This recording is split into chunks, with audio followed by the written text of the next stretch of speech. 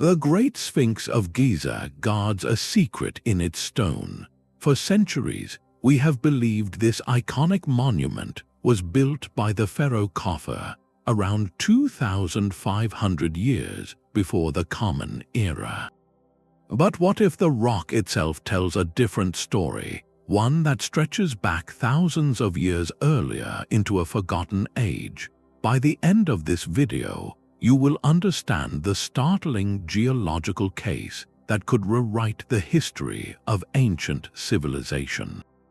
We will uncover why the Sphinx's body shows scars of torrential rains that ended over 10,000 years ago, and examine if this lion of the desert was originally carved when the Sahara was a lush, green landscape.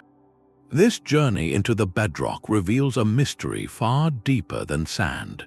What does our past truly look like when we listen to the stones? The orthodox story of the Sphinx is a masterpiece of ancient engineering and royal ambition. According to mainstream Egyptology, this colossal statue was commissioned by the Pharaoh Khafre around 2,500 years before the Common Era. It is seen as an integral part of his pyramid complex at Giza, a guardian carved directly from the bedrock plateau to project the king's divine power and eternal vigilance. The logic supporting this view is elegant and compelling. The Sphinx sits directly in front of Khafre's Valley Temple, connected by a causeway. Its face, though weathered, has long been thought to bear a resemblance to statues of that particular pharaoh. This chronology places the monument's creation firmly within the golden age of Egypt's Old Kingdom, a time of immense cultural and architectural achievement. This narrative is not a guess, it is a conclusion built upon decades of archaeological study, comparing the site's layout, artistic styles, and the historical context of the era. It represents the very foundation of our understanding of Giza. Yet there is a crucial distinction to make here. This dating relies on indirect contextual evidence. We have no inscription on the Sphinx itself that names its builder. We have no contemporary record explicitly detailing its construction. The timeline is deduced, a powerful and persuasive deduction, but one that was never confirmed by a direct scientific test of the monument's stone. This established history is the fortress of conventional wisdom, a fortress that appeared unassailable. But every fortress has its gates, and in this case, the key to unlocking them would not be found in ancient texts, but in the very fabric of the rock, written by the weather of millennia. The Sphinx enclosure is not just a hole in the ground. It is a geological document, and its pages are written in stone. To understand its story, we must look past the wind-blown sand of the last few thousand years and see the older, more dramatic signature left by a different kind of force.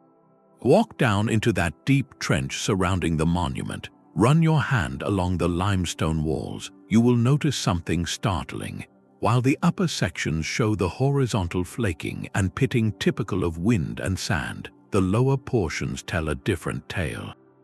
Here, the rock face is carved into deep, undulating hollows and vertical channels. It looks less like a surface scoured by desert grit and more like the side of a canyon riverbed, worn smooth by flowing water. This is the first and most visually compelling geological clue. In the early 1990s, a geologist named Dr. Robert Schoch brought a fresh set of eyes to this ancient puzzle. Trained to read the language of rock, he did not start with pharaohs or pottery, but with the weathering patterns themselves. His assessment was clear and grounded in basic geology. The distinctive, rolling profiles and deep vertical fissures on the Sphinx enclosure walls are textbook examples of precipitation-induced erosion. This is the kind of damage caused not by occasional rain, but by torrential downpours over a very, very long time. Think of a stone staircase worn down in the middle by countless footsteps. Now imagine that force is not feet, but thousands of years of heavy rain, cascading down the walls and pooling at the base, slowly dissolving and reshaping the limestone. That is what the rock appears to record, and this presents a profound problem for the conventional timeline. Egypt, for the last 5,000 years, has been one of the driest places on Earth. The weather necessary to carve those specific hollows simply has not existed there since the end of the last ice age. We are talking about a climate shift that occurred around 10,000 years ago or even earlier, when the Sahara was not a desert but a green savanna, crisscrossed by rivers and subject to regular monsoon rains. If the Sphinx's core body shows erosion from that kind of environment, then the initial carving of its form must have happened within that wet period. This single observation, this riddle written in water, does not just suggest the Sphinx is older. It catapults its origins back into a prehistoric epoch, a time before the first pyramids, before the first pharaohs, before what we recognize as ancient Egypt even began. The implications are staggering. It means the monument may have silently watched the desert itself form around it, but one clue, no matter how strong, does not make a case. The real test would come when other pieces of the geological puzzle began to fall into place. This layered reality of the stone is where the second geological clue emerges.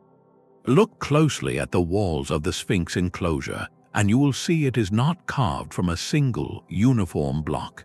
The limestone reveals itself in distinct bands, a stack of sedimentary layers, each with its own story.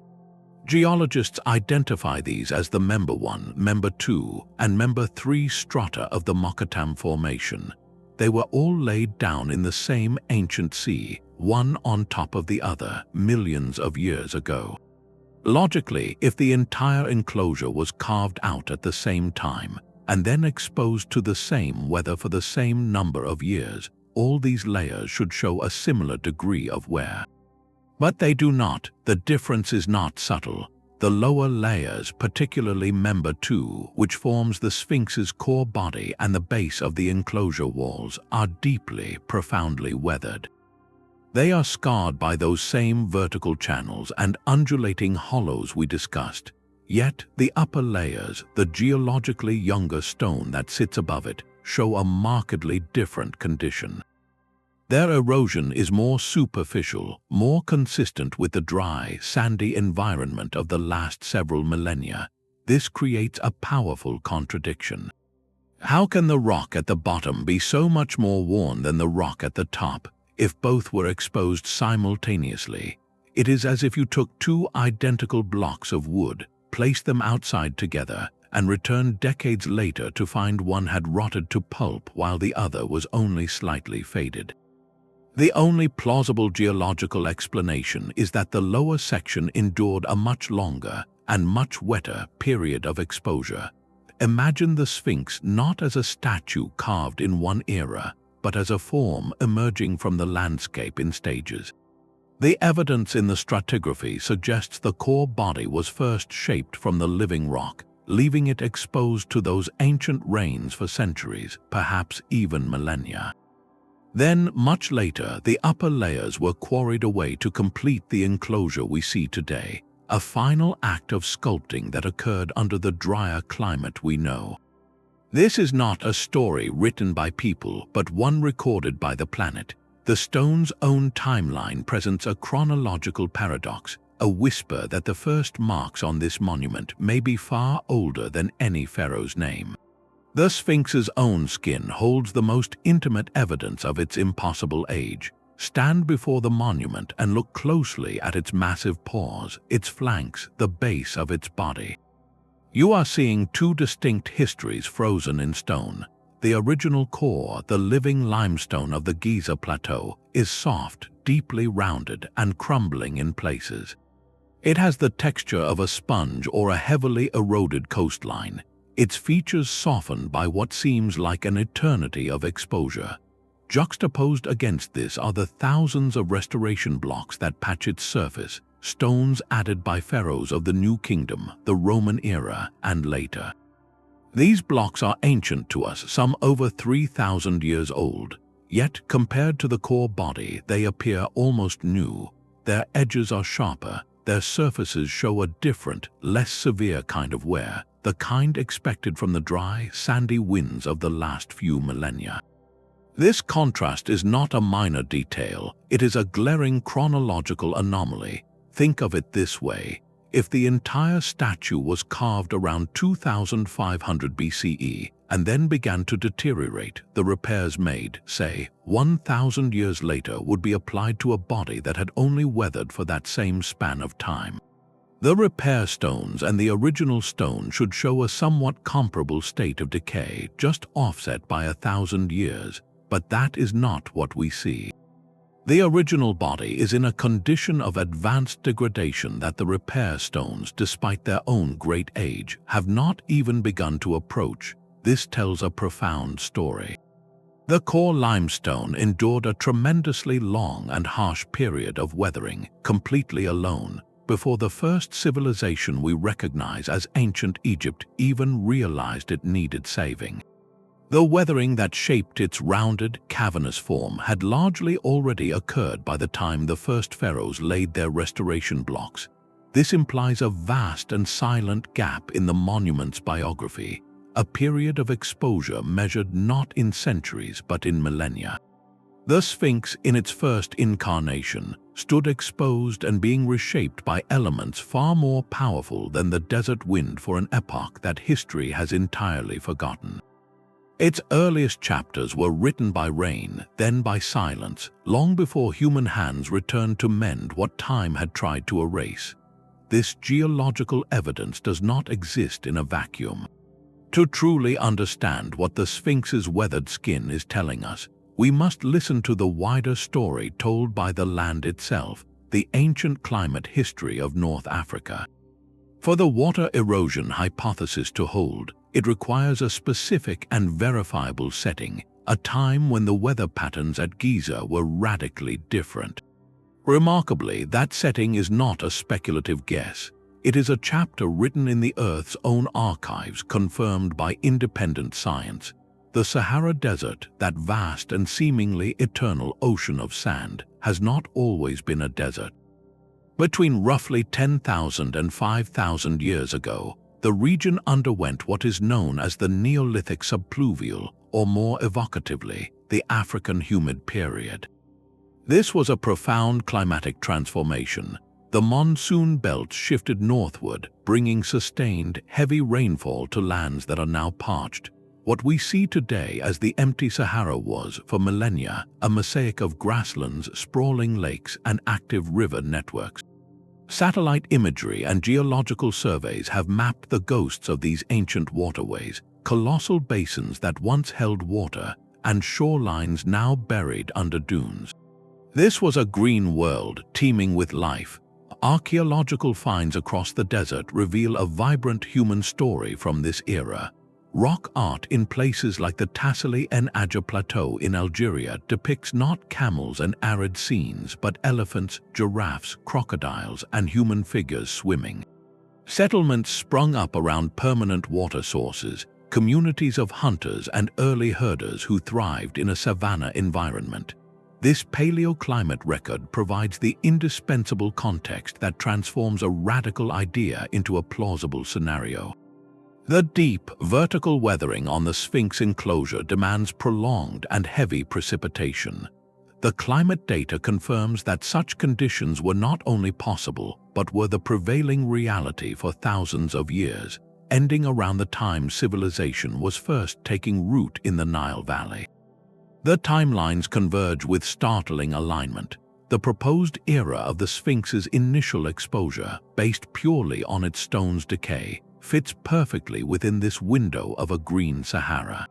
It means the monument, if it originates from this humid period, would have been carved by a culture gazing out not upon endless sand, but upon a landscape of lakes and grasslands. This environmental backdrop is the missing piece that grounds the geological observation. It moves the discussion from a solitary anomaly to a potential fit within a broader, understood natural history. The desert's past was indeed a world of water, and in that world the story of the Sphinx finds a new and profoundly older beginning. every compelling theory must face its most rigorous test, the scrutiny of its peers. The water erosion hypothesis, for all its fascinating implications, has not been accepted by the mainstream of Egyptology or by many geologists who specialize in the region. The primary counterargument offers a different story, one written not by rain but by the desert's own relentless toolkit, leading scholars like Dr. James Harrell and Dr. Mark Lehner present a powerful case that the Sphinx's distinctive weathering can be explained entirely by processes that have been active in the Giza environment for the last 5,000 years. Their explanation is a symphony of familiar desert forces. First, there is exfoliation, where the limestone expands under the intense heat of the day and contracts in the cool of the night, causing thin layers to peel away like the pages of a book. Then there is chemical weathering. Groundwater, rich in salts, rises through the porous rock by capillary action. When the water evaporates at the surface, it leaves behind crystals of halite or common salt. These crystals grow, exerting immense pressure from within, slowly fracturing and crumbling the stone from the inside out. This process can create rounded hollows and pits that might, at a glance, resemble water wear. Finally, and perhaps most significantly, they point to wind-driven sand abrasion. For much of its history, the Sphinx enclosure was not kept clear. It filled with desert sand, sometimes up to its neck. The prevailing winds would then whip across the plateau, driving grains of sand across the exposed upper sections of the walls, sand-blasting them horizontally. Meanwhile, the sand trapped in the enclosure would shift and settle, acting like a giant abrasive slurry against the lower walls, potentially scouring those vertical channels. This combination, they argue, is sufficient to create the observed erosion profiles without invoking an ancient, wet climate.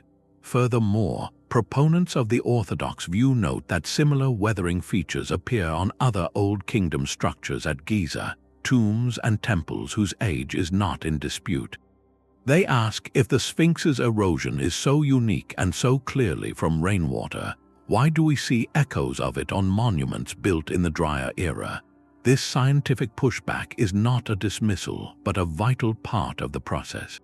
It reminds us that geology is often a science of interpretation, where the same set of marks in stone can tell different stories depending on which forces you believe were dominant. The debate at its heart is a fundamental question of cause. Is the primary sculptor water, or is it a slower, more complex marriage of salt, sand, and sun? This stalemate between two plausible explanations is precisely why a single line of evidence is never enough. To move forward, we must search for a different kind of clue, one that can provide a definitive timestamp locked within the monument itself. Beneath the visible surface, the Sphinx holds another layer of its story. To peer into this hidden realm, researchers have turned to the tools of modern geophysics, using sound waves to create a kind of underground map. These seismic surveys work by sending vibrations into the ground and measuring how they bounce back from different layers of rock. The goal is often to search for the legendary hidden chambers of myth, but what they reveal is just as compelling, a detailed portrait of the foundation upon which this giant rests. The data paints a picture of complexity. The bedrock below the Sphinx is not a uniform slab. It shows significant variations in density and composition, with layers of harder and softer limestone, and the presence of natural fissures and cavities that were formed over millions of years. Some of these subsurface features appear to have been modified or incorporated by the monument's original builders. This is crucial information because the stability of the entire structure depends on this foundation. Understanding these weaknesses helps explain certain patterns of erosion and cracking seen on the surface, linking what happens above to what lies below.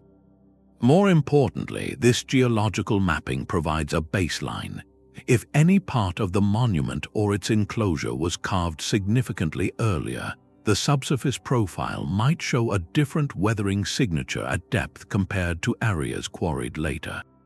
While no vast, empty hall of records has been definitively located, these studies confirm that the ground beneath the pores is a dynamic, fractured landscape, one that has interacted with the monument across its entire lifespan.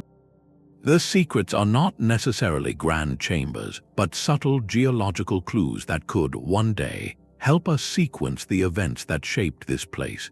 To move from mapping the stone to dating it, however, requires a different kind of evidence, one that can provide a clock instead of a map. The temples beside the Sphinx hold a story in their stones. These two massive structures, the Sphinx Temple and the Valley Temple, are not separate creations. They are part of the same architectural event, built directly from the limestone that was removed to free the Sphinx's body from the bedrock. Each colossal block you see in those temple walls was once part of the living plateau, quarried and then precisely placed to create sacred spaces. This direct link makes them a perfect geological control group. If the Sphinx was carved in 2500 BCE, then the blocks taken from around it were fresh, unweathered stone at that moment. They were then shaped and installed, their surfaces newly exposed to the elements from that point forward. Therefore, the weathering on these temple blocks should logically match the age of the Old Kingdom. Yet, when you examine them closely, a puzzle emerges. Many of these megaliths, especially their outer surfaces and the lower courses, show a state of decay that gives experts pause. The erosion is deep, with rounded contours and significant loss of surface material. In several places, the weathering appears so advanced that it seems inconsistent with a stone that has only been exposed for 4,500 years in a dry climate. Some geologists argue that the degradation on these temple blocks is not what you would expect from stones that were freshly cut and then placed. Instead, it looks like the kind of wear that accumulates over a much longer period. This observation leads to a startling possibility. What if the core limestone of the plateau was not fresh when the builders of the Old Kingdom found it? What if that stone was already ancient, already bearing the scars of millennia of exposure before it was ever quarried into blocks? Think of it like reclaiming wood from an old barn. If you take century-old timbers, weathered gray and soft by decades of rain and sun, and use them to build a new house, that house will immediately have the appearance of great age. The material itself carries its history forward. This is the core of the correlative erosion argument. The profound weathering seen on the Sphinx's body may also be embedded in the very blocks used to construct its neighboring temples. If true, it means the entire Giza complex, in its foundational phase, was built with stone that was already old. The builders of Khafre's time would not have been creating from scratch, but rather reshaping, repurposing, and building upon a monument and a site that had already been profoundly marked by time.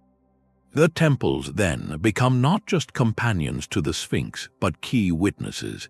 Their stones silently testify that the story of this place did not begin with the pharaohs, but with a much earlier hand, one that worked the rock when the climate was wild and wet, leaving a legacy for a later civilization to discover and make their own. But perhaps the most visually arresting clue is right in front of us, staring back. Look at the Sphinx, really look at its proportions. The body is that of a massive, recumbent lion, stretching over 200 feet in length. Yet the head, while undeniably monumental, seems curiously small in comparison. It sits atop that powerful frame not as a natural extension, but almost like an afterthought, a sculptural element that does not quite match the scale of the beast it crowns. This is not an artistic critique, but a geometric observation. If you were to sketch a lion in repose, its head would be significantly larger relative to the torso. The current head, depicting a human pharaoh with a Nemes headdress, fits awkwardly onto the colossal feline body. This discrepancy has led some researchers to a radical proposal. What if the head we see today is not the original? What if it is a later recarving, a repurposing of a much older monument? The theory suggests the Sphinx was first conceived as a full lion, a guardian of the horizon with a head proportionate to its immense body.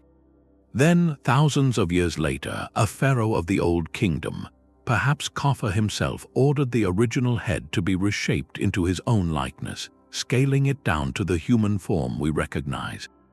This is not merely an art historical hunch. Geology offers subtle, supporting whispers. The stone of the head is different. It is composed of a harder, more durable layer of limestone than the softer, more vulnerable stone of the body and the enclosure walls. This natural variance could explain why the head appears less weathered, but proponents of the recarving theory ask a deeper question. Is the head less weathered simply because it is made of harder stone, or is it also because its current surface is younger, having been exposed to the elements for a shorter period of time? The softer body shows the deep, rounded erosion suggestive of prolonged water damage. The harder head shows more of the horizontal flaking associated with wind and sand. This difference in weathering patterns could be consistent with two separate eras of exposure. Furthermore, consider the sheer logistics of the initial quarrying. To carve the Sphinx from the bedrock, ancient masons would have first cut a deep trench around a massive block of limestone, then sculpted it from the top down. Starting with a proportionally small human head on such a gigantic body would be an incredibly inefficient and risky way to begin. It makes far more practical sense to rough out the largest elements first, the broad back, the massive paws, and then refine the details. A giant lion's head would be a logical starting point, a central mass around which the rest of the form could be organized. The current small head creates a puzzling engineering scenario. While this theory of a recarving remains speculative, it powerfully frames the Sphinx not as a single act of creation, but as a palimpsest in stone. It introduces the haunting possibility of multiple authors separated by vast stretches of time.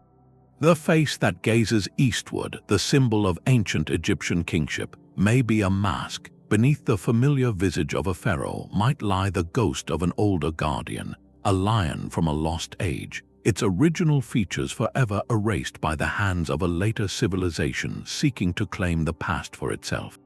The walls of the Sphinx enclosure are not a uniform record. If you walk its perimeter, a clear and telling pattern emerges. The western wall, especially its southern section, is scarred more deeply than any other side. Here, the vertical channels are not just present, they are pronounced, gouged into the limestone with a severity that stands in stark contrast to the more moderate weathering on the northern and eastern walls. This is not random damage. It is a directional signature, a clue etched in stone about the forces that shaped it. For those who see the hand of water at work, this pattern makes perfect, logical sense. In the ancient, wet climate proposed, rainwater would have flowed across the Giza plateau. The land itself has a gentle slope, with the higher ground lying to the west and south of the Sphinx enclosure.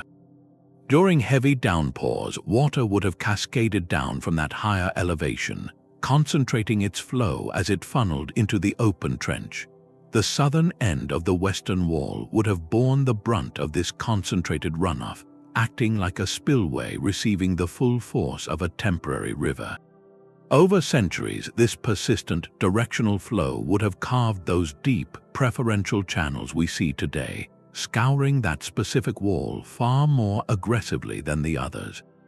It is a pattern consistent with hydrological activity, with water obeying the simple pull of gravity across the landscape, explaining this same severe, localized erosion through wind and sand is a much greater challenge. Desert winds are capricious, shifting direction with the seasons. Sand abrasion, whether driven by wind or settling from the filled enclosure, would likely create a more even, generalized wear on all exposed surfaces. It is difficult to conceive of a scenario where wind and sand alone would selectively attack one section of one wall with such focused intensity for thousands of years, while leaving adjacent areas comparatively less affected. The uneven weathering is a fingerprint, and it matches the hand of ancient rain. The enclosure walls, therefore, become more than just a pit. They transform into a silent meteorological record. They hold a crude but powerful map of ancient weather patterns and the flow of water across a forgotten terrain. This directional evidence adds a crucial layer of specificity to the erosion argument. It moves from a general claim that the stone looks water-worn to a detailed observation that the wear follows a predictable, physical logic of watershed and flow. The stones are not just old, they are telling us from which direction the storms came, painting a picture of a lost world where the weather worked with a purpose, carving its history into the side of a sleeping giant. Water does not only fall from the sky, it also rises from the earth. This introduces a crucial and often unseen player in the erosion of ancient stone, the persistent force of groundwater. The Giza plateau sits above a high water table, meaning the level of saturated rock is relatively close to the surface. The limestone itself is porous, acting like a complex network of microscopic straws. Through a process called capillary action, this stone can wick moisture upward, drawing water from the saturated layers below into the drier stone above. This is not a dramatic flood, but a slow, silent seepage. As this mineral-rich water travels through the rock and eventually evaporates at the surface, it leaves behind tiny crystals of salt. These crystals grow, exerting immense pressure from within, slowly fracturing the stone in a process known as salt crystallization.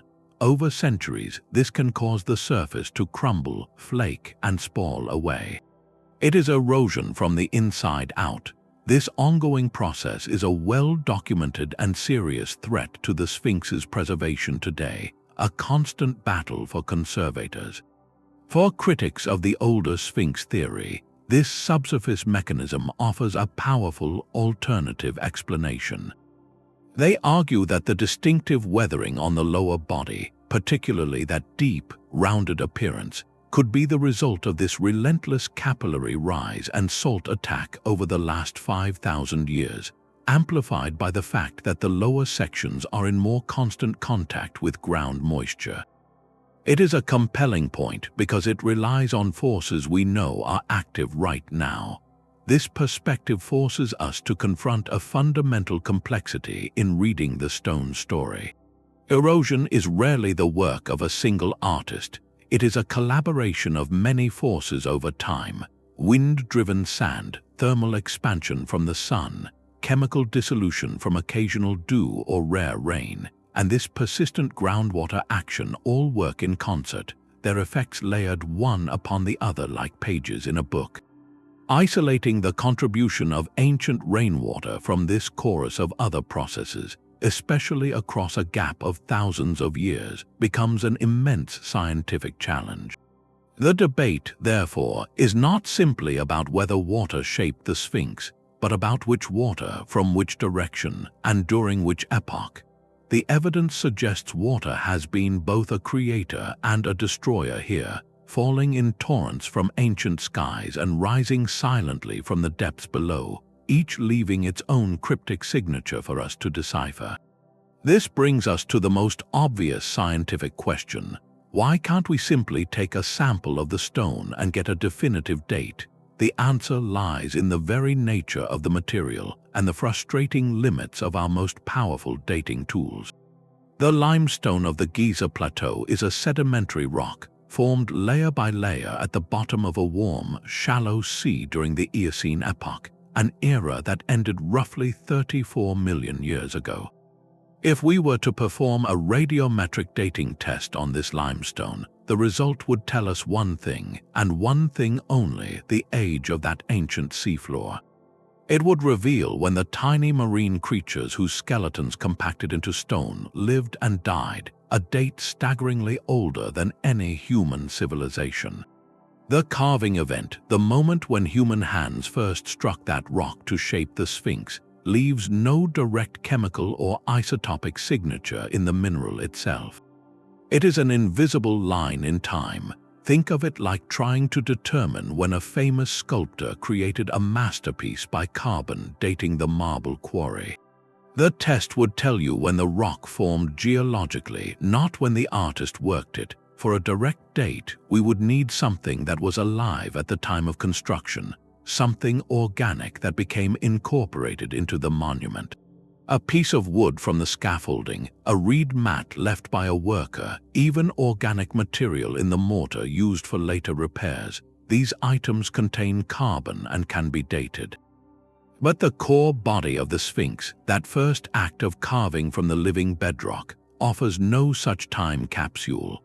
This fundamental limitation is the reason why archaeology so often relies on context, on pottery shards, on inscriptions, on the arrangement of buildings. When the object itself is silent, we must listen to the world around it. This is also why geologists like Scott turn to erosion analysis. It is a method of relative dating. It cannot say the Sphinx was carved in 10,500 BCE. But it can compare the severity of weathering on the Sphinx to the weathering on structures of a known age, and it can analyze the specific type of weathering to determine what kind of climate caused it. The science reads the sequence of events, not the calendar years, so the Sphinx presents us with a unique challenge. Its age is a riddle locked in stone, a riddle that cannot be cracked by a machine in a lab. To solve it, we must become detectives of weather and time, learning to read the subtle language of decay written by wind, water, and salt across millennia. Yet the Sphinx is not the only ancient stone in Egypt whispering of forgotten waters. To see if its story is an isolated mystery or part of a larger pattern, we must journey south to the sacred site of Abydos, home to one of Egypt's most puzzling structures, the Osireion. Lying behind the magnificent temple of Seti I, this monument is a stark and powerful contrast. While Seti's temple is a masterpiece of New Kingdom artistry, covered in crisp, deep-cut hieroglyphs and vibrant reliefs, the Osireion feels like a relic from a different world entirely. It is a massive, stark construction built from enormous blocks of red sandstone and granite, assembled with a sober, monumental style that seems almost primitive in its raw power. It sits in a deep, excavated pit, and today its floor is perpetually flooded by groundwater. Orthodox archaeology attributes its construction to Seti I or his son, Ramesses II, as part of the temple complex. But its architectural language tells a different, more cryptic tale.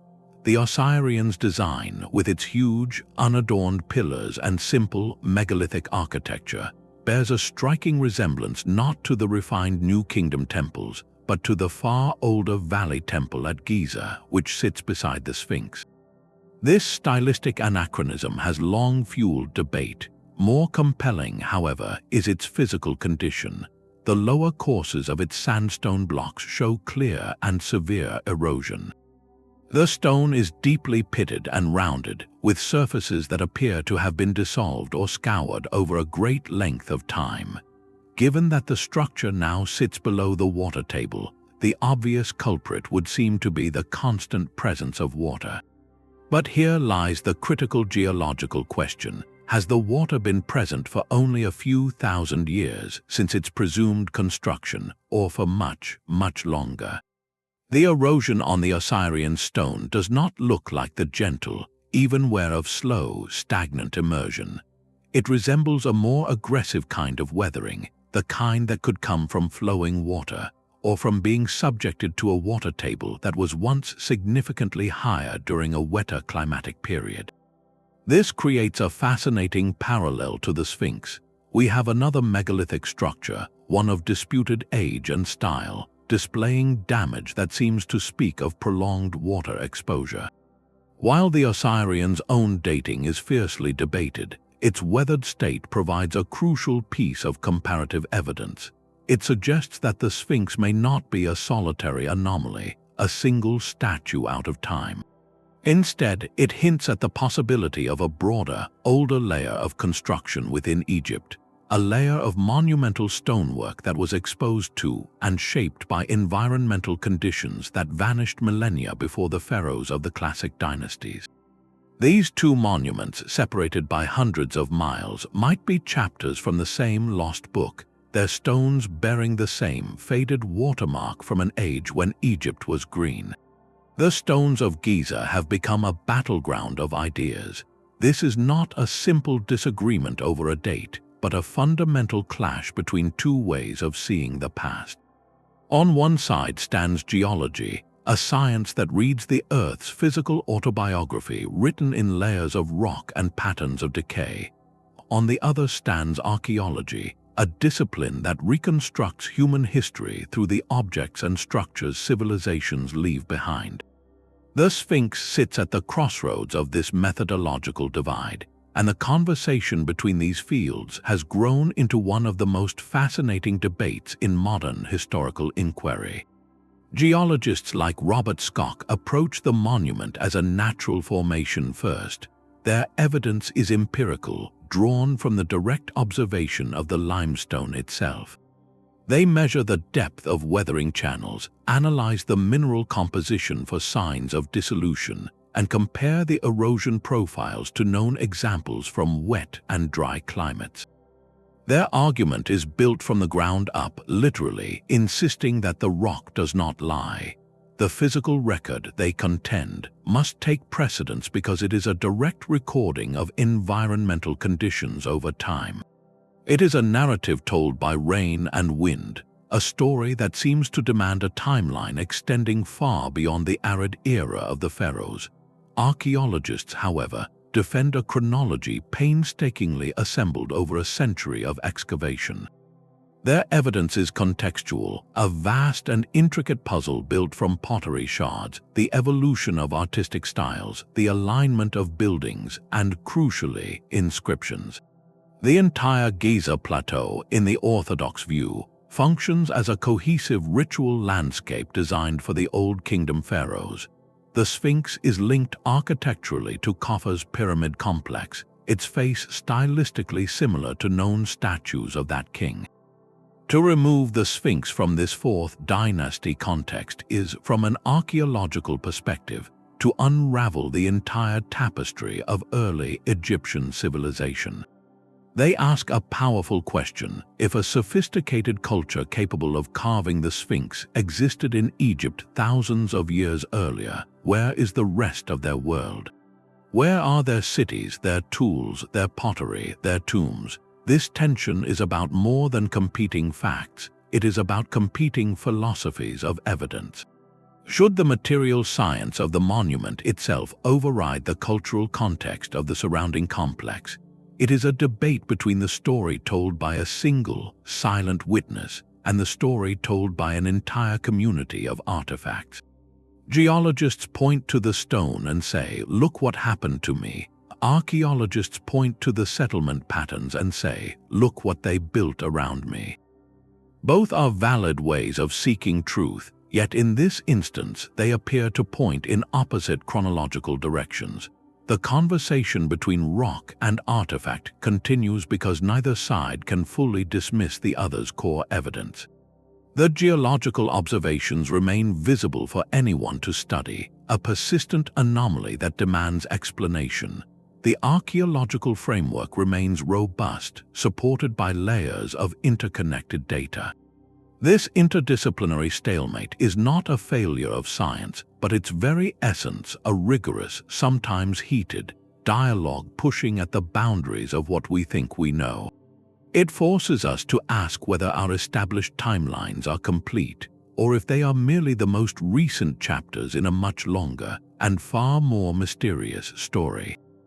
The stone story is not only written on its surface but within its very bones. Look beyond the grand, sweeping curves of the Sphinx body and focus on the finer details, the intricate network of cracks and fissures that vein the limestone like ancient scars. These are not random flaws, they are the bedrock's own architecture, a system of natural joints and fractures formed over millions of years by tectonic stresses deep within the Earth.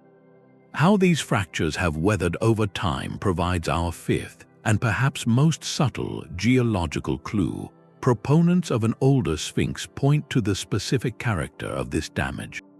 Along certain fissures, particularly in the softer layers of stone, the erosion is profound. The cracks have widened into deep, rounded grooves, and the surrounding rock has recessed back, creating a distinct, undulating topography where the softer stone has been eaten away more aggressively than the harder layers beside it. This type of weathering pattern is a signature. Think of a sugar cube dissolving in a cup of tea. The process is not one of sanding or abrasion, but of gradual dissolution. Water seeps into these microscopic pathways, slowly dissolving the soluble minerals in the limestone and carrying them away. Over a very long period, this chemical process widens the fractures and differentially erodes the rock, leaving those telltale rounded, recessed profiles. It is a slow, patient work of chemistry. Now contrast this with the kind of damage caused by wind-driven sand. Sand abrasion is a mechanical, sandblasting effect. It scours and pits surfaces, but it does not selectively dissolve softer material from within a crack or preferentially eat away at one layer between another. It tends to smooth and flatten, not create deep, rounded channels along pre-existing weaknesses.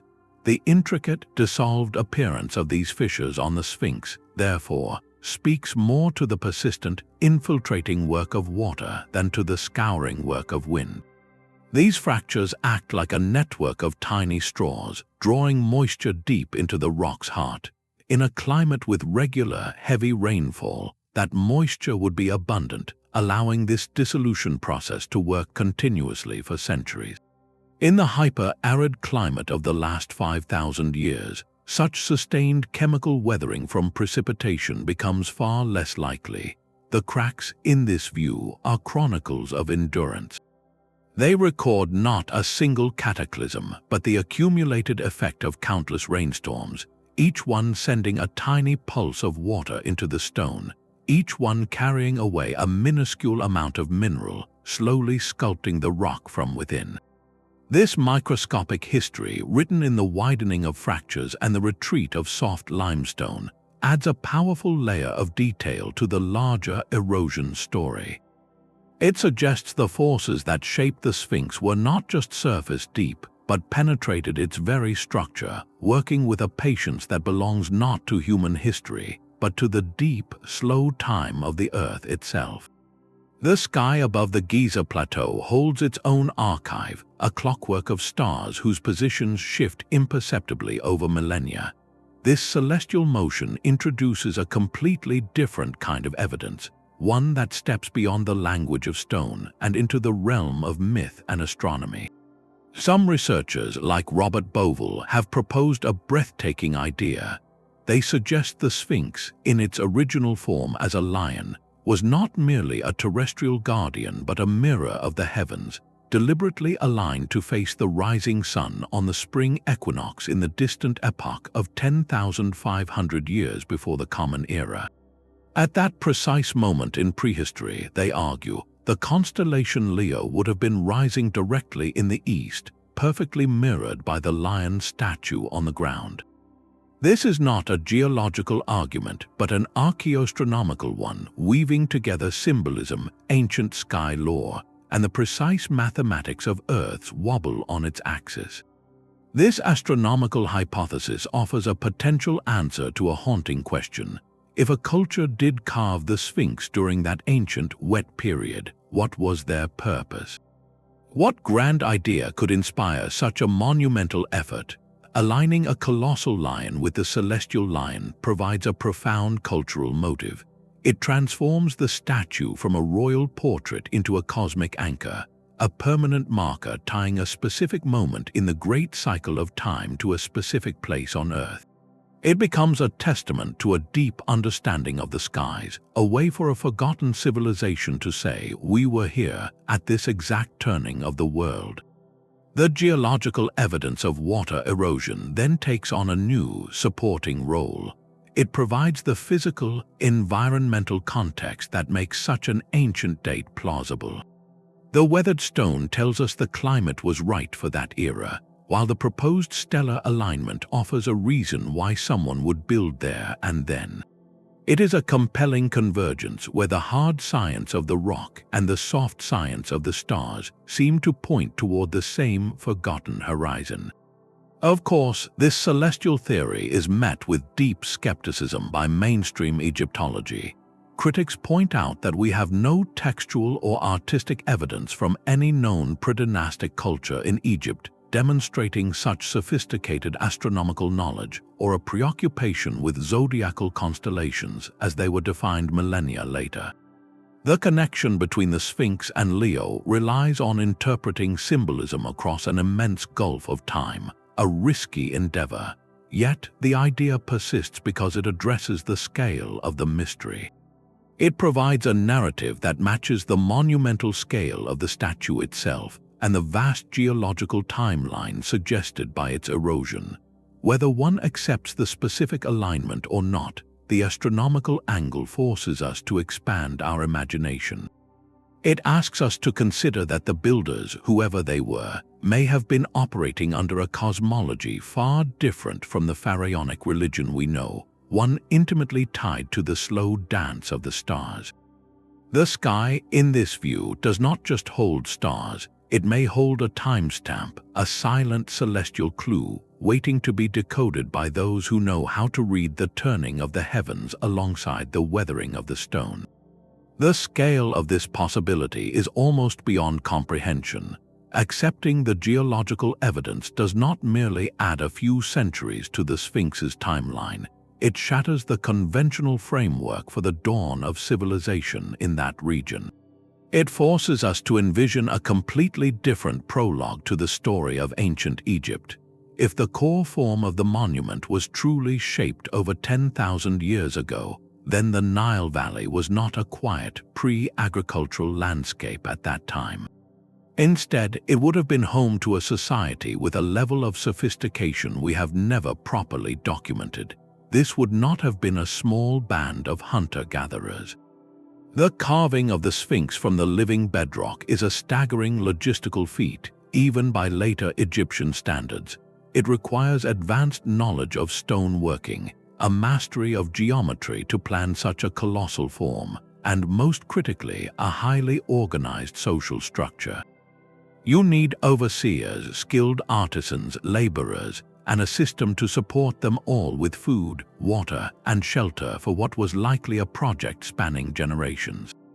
This implies a settled, coordinated culture with surplus resources and a powerful, unifying vision. Where is the rest of their world? This is the haunting question that archaeologists rightly ask. If such a culture existed capable of creating the Sphinx, surely they left other marks. The answer may lie not in what we have found, but in where we have looked and in what has not survived. Their settlements, likely built from mud brick or wood along the then lush banks of a much wilder Nile, would have been washed away, buried under millennia of silt, or simply eroded back into the earth by the very rains that weathered the Sphinx. Their tools might have been of perishable materials, or their stone artifacts might lie undiscovered beneath the modern delta. Their story, written on organic materials, would have turned to dust. The Sphinx, by virtue of being carved from the most durable canvas available, the bedrock itself, becomes their sole surviving monument, a message in stone that outlasted its creators by millennia. This transforms the statue from a royal portrait into something far more profound, a messenger from a forgotten chapter of human ambition.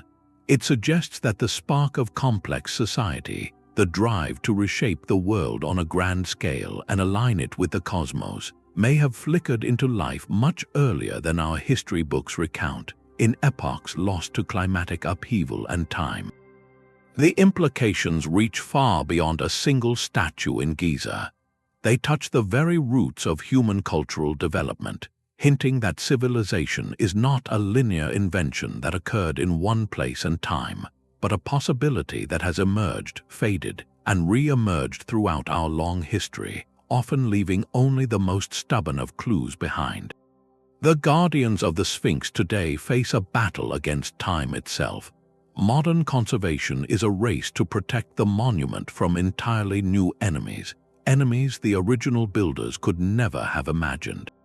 Exhaust fumes from nearby Cairo, industrial pollution, and the sheer volume of visitors all contribute to a faster rate of decay than the desert winds ever could. The very air is now acidic, eating away at the ancient limestone. Beneath the pores, the rising water table, fed by agricultural runoff and urban development, wicks up into the stone through capillary action, dissolving it from within with salt crystals. Each effort to save the statue is heroic and necessary, yet it introduces a profound irony. The modern repairs, the injections of mortar to stabilize cracks, the replacement of crumbling stones with new blocks, all of these necessary interventions create a complex palimpsest. They layer a 21st century story directly onto the ancient stone, making it harder and harder for geologists to read the original, unaltered weathering patterns. The pristine geological record, the very data that holds the key to the Sphinx's age, is being gently but steadily obscured. This adds a pressing urgency to the entire debate. It is no longer just an academic puzzle, but a literal race against loss.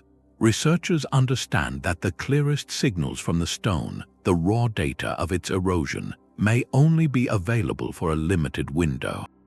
Every photograph, every laser scan, every detailed measurement taken now becomes a precious archive for future generations who may only see a carefully preserved but partially restored version of the monument. The Sphinx is speaking, but its voice grows fainter with each passing year, its most ancient whispers slowly drowned out by the sounds of the modern world trying to save it. The Sphinx keeps its most revealing secrets hidden in plain sight on its back. While the iconic face and majestic profile capture our gaze, it is the rear portion of the monument, the great rump and flanks often shielded from view, that tells the most dramatic geological story. Here, away from the spotlight, the degradation is not just severe, it is extreme. The distinct horizontal layers of limestone, the stratification laid down in that ancient sea, are clearly visible. And they reveal a startling pattern. The softer bands of stone have not merely weathered, they have been scooped out, hollowed to dramatic depths, creating a deeply undulating, almost cavernous surface. This area is particularly telling because it has been largely protected from the dominant desert force, the wind. Nestled within the enclosure, the back of the Sphinx would not have received the same direct, sand-blasting force as the more exposed eastern face. This natural shelter makes the argument for wind-driven erosion here much weaker.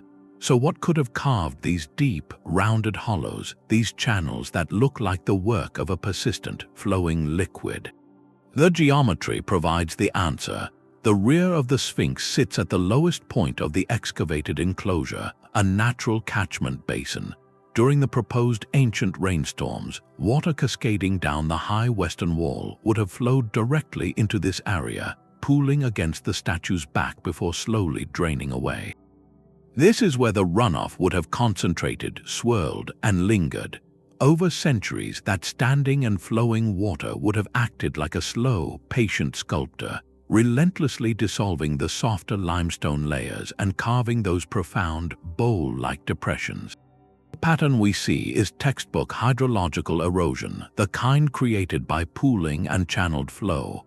It is a signature that is incredibly difficult to attribute to salt exfoliation or the gentle settling of sand.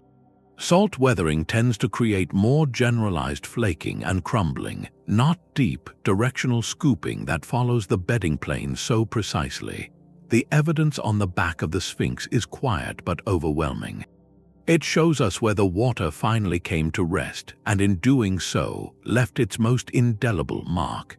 The most honest testimony often comes from the witness who is not on the stand, but watching from the shadows.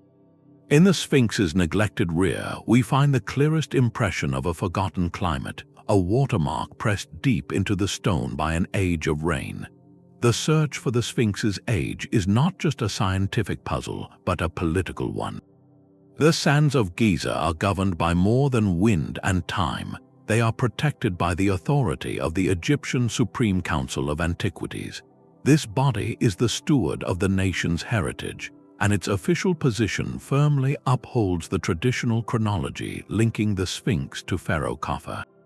This institutional stance is born from a deep and understandable commitment to a historical narrative that is central to Egypt's cultural identity and to the stability of a world-renowned academic framework.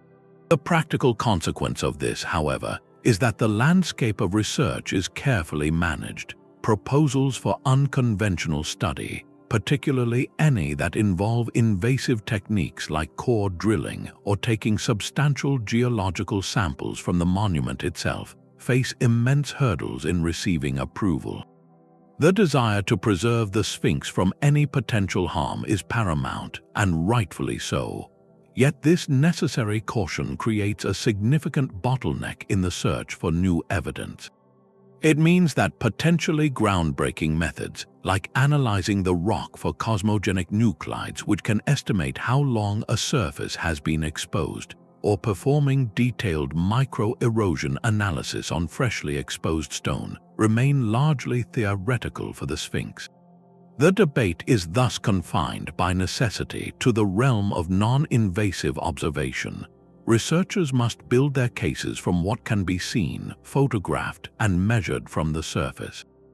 This reliance on interpretation over physical sampling is why the conversation often circles back to comparing photographs and debating the nuances of weathering patterns. The truth is, access to definitive proof is guarded by a complex gatekeeper, one built from legitimate concerns for preservation, national pride, and academic tradition. This political dimension adds a layer of modern reality to an ancient mystery. It reminds us that understanding the past is not merely a matter of asking questions, but of navigating the very human structures that decide which questions can be pursued and how. The stones may hold their secrets, but our ability to listen is shaped by the world we live in now. The stone itself is a layered archive of ancient marine life. Each stratum of limestone in the Sphinx enclosure contains a different mix of fossils and minerals, making some bands significantly harder and more resistant than others. This natural variation in hardness becomes a critical witness to the forces that have acted upon it. Look closely at the enclosure walls, and you will see a stark, undulating profile. The harder layers jut out, forming distinct, protruding ledges. Directly beneath them, the softer layers are not just worn, they are deeply recessed, carved back by several feet in some places, creating dramatic overhangs and shadowed hollows. This is not a random texture. It is a specific pattern with a clear geological name, differential erosion, and the agent that creates this particular signature is almost always water. Think of it like a layered cake left out in a steady rain. The softer icing between the cake layers will dissolve and wash away much faster than the denser sponge, leaving the harder layers exposed and overhanging. That is precisely what we see on the Sphinx enclosure walls. Prolonged water runoff does not sand a surface down evenly, it seeks out the weakest points. It flows over the rock, dissolving the soluble minerals in the softer limestone bands at a much faster rate, patiently excavating them over centuries. The result is that classic, rippled profile where the landscape of the stone tells you exactly which layers yielded first. Now, contrast this with the work of wind and sand. Sand abrasion is a blunt mechanical force. It acts like nature's sandpaper, scouring and polishing whatever surface it encounters. While it might wear down a softer layer slightly faster, its overall effect is to smooth and round the entire surface, reducing sharp contrast. It does not selectively, chemically dissolve one type of stone to create such extreme recessions and overhangs. The wind does not carve with such surgical precision, it scours with broad strokes. The microscopic battlefield of the stone's surface reveals the winning general. The deep, scooped-out channels in the soft stone, set directly below the resilient ledges of hard stone, are the aftermath of a long campaign waged by water. This differential weathering is a seventh, powerful clue written into the very fabric of the monument. It speaks of a patient chemical process, not a blasting mechanical one. It is the quiet, persistent work of countless storms, each one leaving an invisible mark, together writing a history of flow and dissolution into the bedrock of Giza. The debate over erosion patterns may one day be settled by physics. Beyond the visible scars of water and wind, the limestone of the Sphinx holds a hidden atomic clock, one that has been ticking since the moment its surface was first exposed to the open sky. This clock is not made of gears but of rare isotopes called cosmogenic nuclides. Here is how it works in principle. When cosmic rays from deep space strike the Earth's surface, they interact with atoms in the upper layers of rock, transforming them into new, trace elements that do not occur naturally otherwise. These nuclides accumulate over time at a known and steady rate. By taking a core sample from a specific depth within the stone and measuring the concentration of these isotopes in a laboratory, scientists could, in theory, calculate how long that surface has been exposed to cosmic radiation, effectively dating the moment it was quarried and first saw the sun. For the Sphinx, this could provide a direct numeric answer to the core question: how old is the carving itself?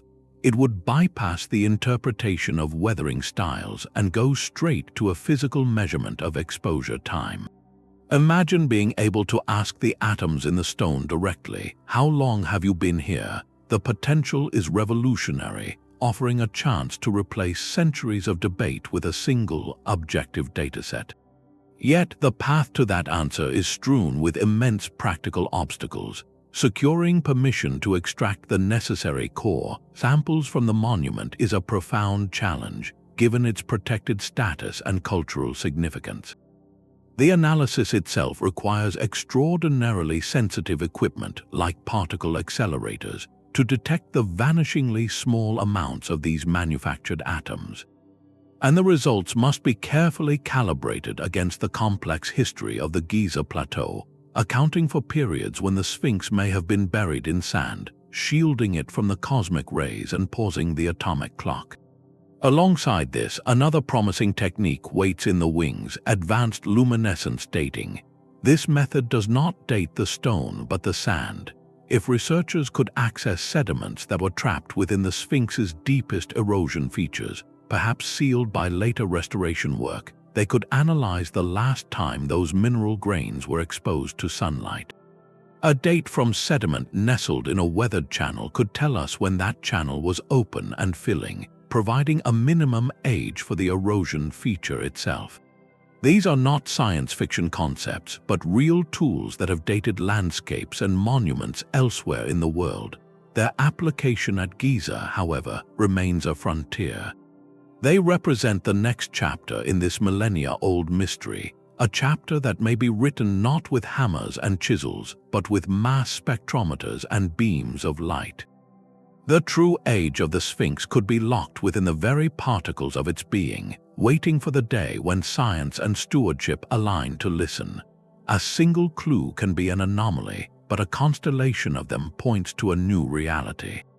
This is the power of a cumulative case, where the strength lies not in one undeniable fact, but in the convergence of many independent lines of evidence, all whispering the same story. Look at the geological testimony as a whole. The deep, vertical channels on the enclosure walls tell us of flowing water. The differential erosion, where soft limestone is scooped out beneath hard ledges, confirms that water worked patiently over centuries. The stark contrast between the Sphinx's weathered core and its ancient but far less degraded repair blocks suggests a vast gap in exposure time. The uneven wear, concentrated on the western wall where ancient runoff would have pooled, follows the logic of a watershed. Even the hidden fractures within the stone show the chemical signature of prolonged dissolution, individually, a skeptic might explain away any one of these features through wind, salt, or other processes. But when you see them all together, etched into the same monument, a pattern emerges that is difficult to ignore. Each piece of geological data reinforces the others, painting a consistent portrait of the same environmental sculptor, water. And this portrait finds its perfect frame in the independent paleoclimate record. We know with certainty that the Sahara was a green, rain-drenched savanna for millennia, a climate that vanished around the time civilization first blossomed along the Nile. The geology of the Sphinx demands that exact climate, and the climate data confirms that climate existed. This convergence is what transforms a radical hypothesis into a serious scientific argument. It is no longer a question of interpreting a single weathering mark, but of reconciling a dozen different marks that all point toward the same forgotten epoch.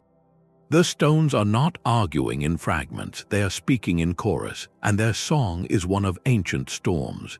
The Sphinx has long since escaped the confines of academic journals and entered the realm of modern myth. This ancient guardian now lives a second life in popular culture, its enigmatic face staring out from countless television documentaries, best-selling books, and endless online discussions. The very idea of a monument thousands of years older than Egypt itself has proven irresistible, a narrative seed that has grown into a vast and tangled forest of speculation. In this space, the careful geological arguments about water erosion often become intertwined with grander tales of lost continents like Atlantis, or of sophisticated ancient technologies now forgotten. This blending is a natural human impulse to connect one mystery to even greater ones, to seek a story as monumental as the statue itself. The public fascination with these ideas has a powerful, dual-edged impact. On one hand, it generates a tremendous wave of interest and curiosity. It draws eyes to Giza, inspires passionate amateur researchers, and can even channel funding toward investigations that mainstream institutions might overlook. This popular engagement keeps the question alive and ensures that the Sphinx is never seen as a solved puzzle. Yet, this very same process can inadvertently undermine the serious science at the heart of the debate. When the nuanced geological case is repeatedly presented alongside more speculative claims, the entire subject risks being painted with the same brush of fringe theory. For many academics, the association with Atlantis or ancient astronauts becomes a reason to dismiss the water erosion hypothesis outright, without engaging with its specific, evidence-based arguments. The conversation becomes polarized, a battle between rigid orthodoxy and wild speculation, with a careful middle ground of geological inquiry struggling to be heard. Navigating this cultural landscape is essential for anyone seeking the truth. It requires separating the signal from the noise, honoring the public's sense of wonder while demanding rigorous evidence. The popular myth in all its forms ultimately serves a vital purpose. It fuels the enduring human desire to look deeper, to question established stories, and to listen for whispers from a past we are only beginning to understand. The Sphinx's greatest power may not be in the answer it holds, but in the timeless questions it compels us to ask. The stones of Giza have spoken, and their testimony is a challenge etched in water.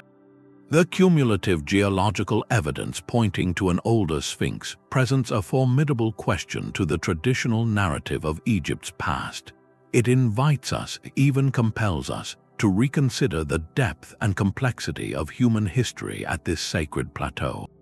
From the undulating, channeled walls of its enclosure to the very strata of its being, the monument whispers persistently of a different epoch, a time when monsoon rains fell upon a green Sahara and the desert we know was yet to be born. This is not a story of replacing one timeline with another, but of expanding our imagination to accommodate a possibility far grander and more mysterious. The debate between the water erosion hypothesis and the orthodox chronology is not a conflict to be won, but a dialogue to be sustained. Each side brings a different kind of evidence to the table, a different language for interpreting the silent witness. Whether you find the geological case convincing or remain anchored in the archaeological framework, the conversation itself enriches our understanding. It proves that true inquiry is never closed, that our past is a living puzzle, and that some mysteries are carved in stone for a reason, to make us look closer, to question, and to wonder. The Sphinx endures not merely as a symbol of ancient Egypt, but as a timeless question posed to every generation that stands before it. It is a riddle in limestone, a guardian of secrets that may yet be revealed. So we leave you with this final thought. After considering the language of the rock, the patterns of decay, and the echoes of a lost climate, what do you believe its stone is trying to tell us? Share your perspective in the comments below. Subscribe for more journeys into history's greatest enigmas, and remember, the past is never as simple as it seems.